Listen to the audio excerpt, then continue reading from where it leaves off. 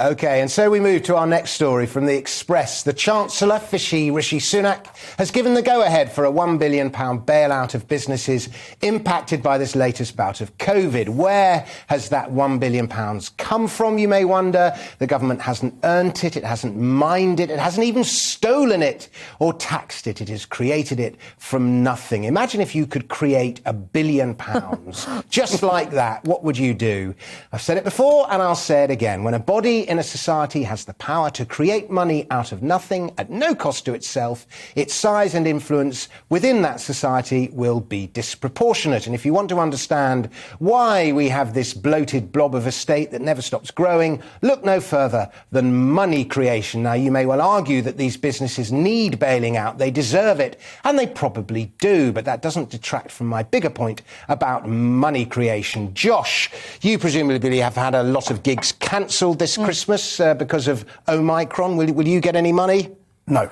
And but I think the hardest thing is seeing how many more gigs other friends of mine, comics, have had cancelled. I mean, not hard. Yes, it's hard for them, but it's hard for my ego to go, oh, wait, how did they get that gig?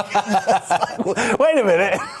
You're secretly glad they're being cancelled. Schadenfreude in there, isn't it? Yeah, exactly. But it's terrible, and it's coming in too late. They've been wishy-washy about what to do, and then they're going to go, no, now we're going to give you some money. Well, look, all the cancellations have happened. Well, the arts are struggling enormously. I mean, there's so many different factions of the arts. You never think about, like, circus people. Like, they've been completely demolished. I do never think about circus people. There was an item on the news quite recently about them. They're just completely wiped out, you know. It's kind of outdoor entertainment, so what's the problem? I don't know, but there's the whole industry. There's, you know... And also, I imagine there's a lot of cash payments in the circus industry, and so there's no declarations to justify loss of earnings when you want to get furloughed. I had a bit of burn supper. I was due to do a corporate burn supper in Glasgow at the end of January. It was quite a nice pair. That just got wiped out this week. Yeah. So end of January? Yeah. Oh, dear. Yeah. Wow. Yeah. Who books that? You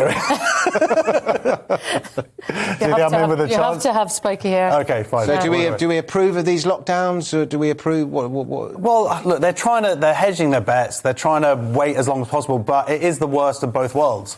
And there are businesses and not just the businesses. I mean, we're talking about the financial side of it, but just the thought of going into another lockdown is enough to put people already a little bit on the balance mentally over the edge. It's horrible, you know. And the fact is, we don't know what's going to happen yet. But the most frustrating thing for me is just them not taking into account what, you know, common sense, which is that so far it seems to be that it has less impact on hospitalisations and deaths, considerably less. Weren't they saying that in London that they're looking at Lambeth as a place which has had the highest cases, that they're going to look at that as a sort of study of generally how the pattern will go in terms of the whole of... But there is data coming out from other countries, not just South Africa.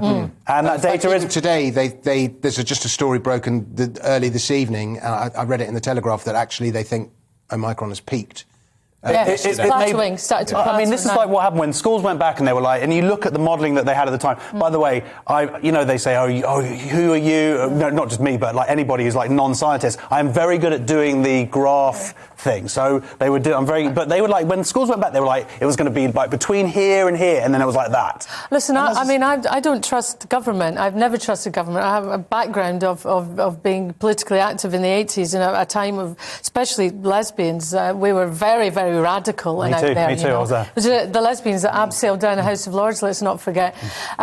So, you know, I'm not a conformist with government, and I also don't trust the medical establishment in general, the way they deal with people's health, you know.